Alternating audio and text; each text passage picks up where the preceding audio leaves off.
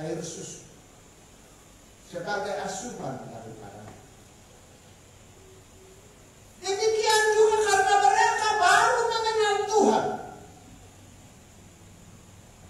maka perlu juga di dalam kehidupan mereka membutuhkan asupan rohani, supaya mereka makin bertumbuh di dalam rohani daripada mereka.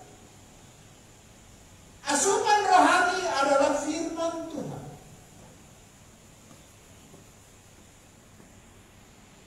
Kita juga adalah orang-orang percaya pada saat ini yang hidup di daerah rantau. Kita sudah lama menjadi orang-orang percaya.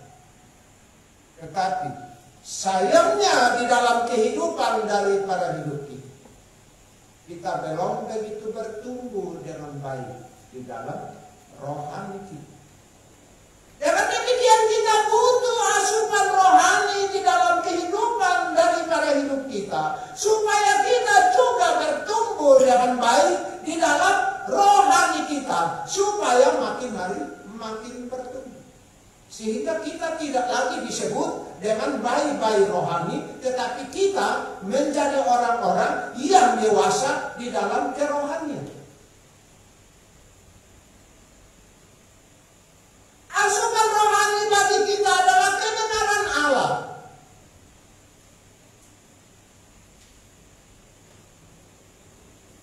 Kita perlu terus-menerus mendengarkan kebenaran Allah. Kita terus-menerus merenungkan firman Tuhan itu. Dengan kata lain, biarkanlah firman itu bertumbuh di dalam hati kita, supaya iman kita makin hari makin bertumbuh dan makin dewasa di dalam kerohanian kita. Jangan sampai kita sudah dewasa, tetapi dewasa secara fisik, tetapi rohani kita tidak pernah mengalami yang namanya kedewasaan di dalam rohani. Dengan adanya asupan rohani, maka yang terjadi di sini adalah kita juga akhirnya menjadi bagian daripada pelaku firman Tuhan.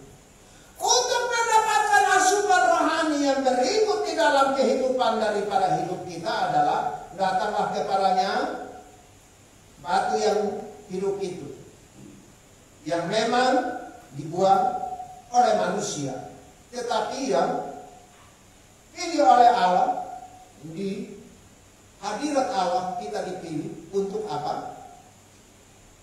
Untuk dijadikan juga menjadi batu hidup.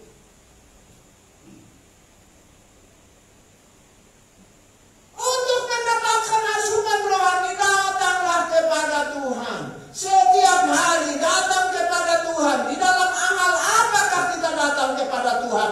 Di dalam hal berdoa, di dalam hal membaca firman Tuhan, di dalam hal merenungkan firman Tuhan, di dalam hal bersekutu dengan Dia, di dalam kehidupan daripada hidup kita. Supaya apa? Supaya kita juga makin bertumbuh, makin berkembangnya rohani kita, sehingga akhirnya di dalam hidup kita bisa dapat digunakan sebagai batu yang hidup untuk pembangunan rumah Allah.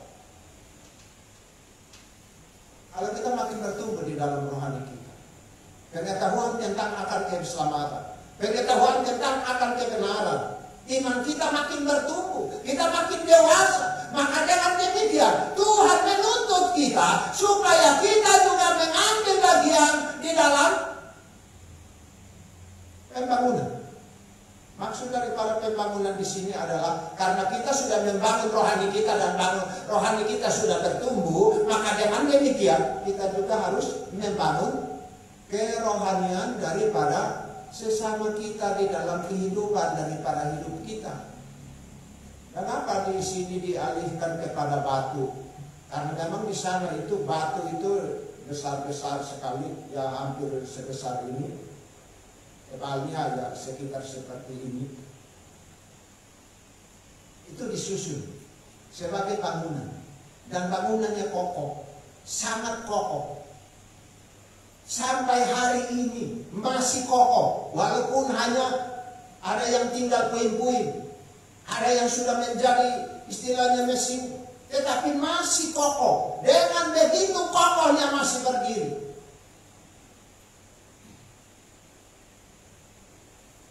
Kemarin gempa bumi di Turki banyak yang rusak karena situs-situs itu adalah situs bersejarah, dan jemaat yang Petrus tuliskan adalah kepada mereka yang pada saat ini, kalau kita sebut pada saat ini adalah daerah Turki.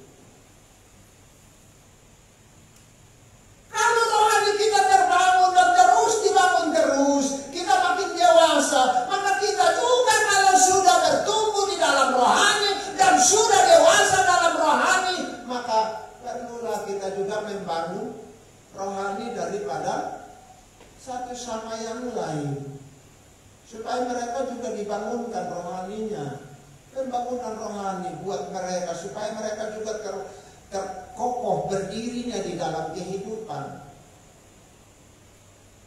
Kalau kita rajin membaca firman Tuhan, otomatis kita juga akan rajin membacakan firman Tuhan itu untuk anak-anak kita. Kalau kita rajin berdoa, otomatis juga anak-anak kita juga akan meniru dan rajin berdoa. Kalau kita rohani kita makin bertumbuh, akan pengaruh juga buat lingkungan di mana kita berada. Sehingga akhirnya mereka juga ikut bertumbuh di dalam rohaninya. Dengan kehadiran daripada kita, kita mampu membangun rohani daripada orang-orang yang di sekeliling kita, supaya rohani mereka juga bertumbuh. Dengan demikian mereka kalau sudah bertumbuh kokoh di dalam kehidupan mereka, maka mereka juga akan membangun rohani yang lain, orang-orang yang lain.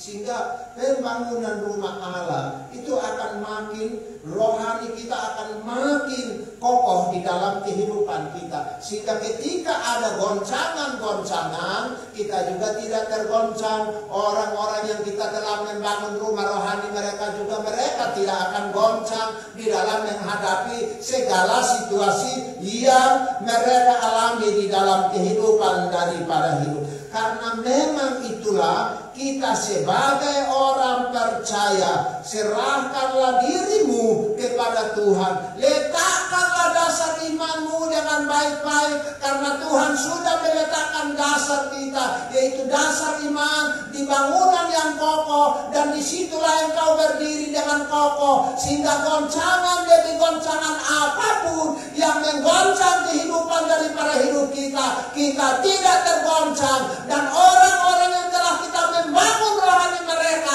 ketika juga mereka ada di dalam goncangan-goncangan, mereka tidak pernah akan tergoncang, karena dasar yang kokoh yang telah dibangun di atas dasar yang kuat, yaitu Kristus Yesus sebagai batu penjuru, batu yang paling utama, yang kokoh di dalamnya kita berdiri dengan teguh di dalam kehidupan daripada. Makanya dia memakai istilah ada batu yang dibuang, tetapi dibuang oleh tukang kayu, tetapi dipilih oleh Allah untuk menjadi suatu bangunan yang luar biasa. Tidak terpilih, dibuang karena tidak ada manfaat, tetapi ternyata dipilih oleh Allah. Kalau kita membangun rohani kita, yang tadi kita tidak dibuang, yang tadinya kita tidak berarti, dibuang itu sudah tidak ada artinya. Itu artinya. Tetapi kalau kita makin bertumbuh di dalam rohani kita, kokoh, maka kita akan berdiri dengan teguh, dan kita akan sangat berarti. Datanglah kepada batu yang hidup itu, yaitu Kristus Yesus, supaya di dalamnya kita makin dikokohkan iman kita. Dasar iman kita harus kokoh di dalam Kristus Yesus. Dasar yang teguh, yang tidak mudah digoncangkan, adalah berdiri di atas dasar yang telah dibangunkan oleh Allah sendiri. Makanya ketika dia katakan kepada Petrus, di atas dasar ini Aku membangun jemaatku dan alam maut tidak pernah akan menguasai. Dasar yang teguh adalah iman. Pengakuan iman daripada Petrus. Makanya Tuhan Yesus berkata, karena imanmu maka di atas batu karang ini aku akan mendirikan jemaatku dan alam maut tidak akan menguasai. Keyakinan inilah yang mengantarkan Petrus untuk menyampaikan kebenaran Allah kemana-mana. Jangan demikian juga kita sebagai orang-orang percaya di dalam kehidupan kita. Serahkanlah dirimu kepada Tuhan supaya iman kita dikokohkan. Bagaimana cara iman kita dikokohkan? Ya, mulailah belajar firman Tuhan. Belajar firman Tuhan. Terus kita belajar firman Tuhan. Asupan rohani. Perlu kita memberikan asupan rohani. Sama seperti kita makan 4 sehat 5 sempurna. Di dalam kehidupan kita, firman Tuhan hidup rohani kita juga butuh yang namanya asupan rohani. Supaya kita makin hari makin dikokohkan, makin bertumbuh, makin dewasa, sehingga akhirnya kita juga bermanfaat dimanapun kita berada. Kita memiliki hal yang demikian di dalam kehidupan daripada hidup kita. Tuhan Yesus memberkati. Mari kita berdoa. Terima kasih atas firman yang telah kami dengar. Diberkatilah kami dengan firman-Mu, karena kami percaya firman-Mu adalah ya dan amin. Tolonglah kami ya Tuhan, supaya kami memiliki kehidupan asupan rohani yang terus, kami bertumbuh, berkembang, bahkan memiliki iman yang kokoh di dalam kehidupan daripada kami. Terima kasih ya Tuhan, kepada-Mu kami berdoa dan mengucap syukur. Kami juga berdoa mengucap syukur karena kebaikan-kebaikan yang telah Tuhan berikan kepada kami. Ada jemaat yang hari-hari